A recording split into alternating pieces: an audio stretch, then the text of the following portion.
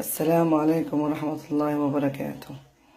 هذه يا جماعة وصفة إن دليت عليها بعد معاناة شديدة بالكحة مع بنتي. أصابتها مرتين ورا بعض نزلة شعبية وكحة شديدة جدا، فكنت مشتركة في جروب والحمد لله الله دلني على هاي الطريقة، نزلوها ناس فاعلين خير، وأنا حابة أفصلكم إياها بفيديو علشان الكل يستفيد بهالشتاء.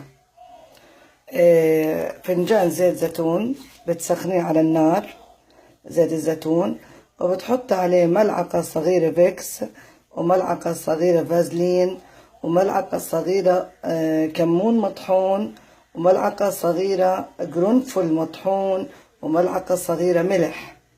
لما يسخن الزيت بتحطيهم عليه، بتحركيهم مظبوط، بتجانسوا، بعدين بتحطيهم في مرطبان ولا في تبروير بهذا الشكل، بيطلع لك هذا اللون وهذا الشكل.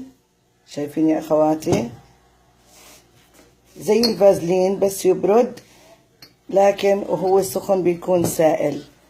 وادهني في ارجل الطفل او الطفلة، حتى لو كان شخص كبير ادهني اجريه ولبسيه جرابات وخليه ينام هذيك الليلة.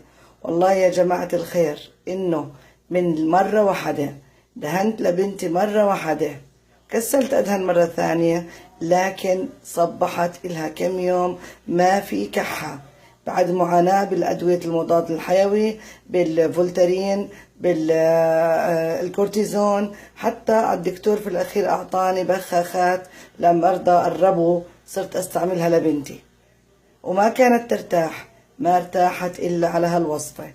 كريم من عمل إيدك، من الموجودات عندك كله في البيت، وبتدهني بأرجل الطفل من تحت، ولبسي الجبات قبل ما ينام. الله يعيننا على فعل الخير ونشر الفائدة.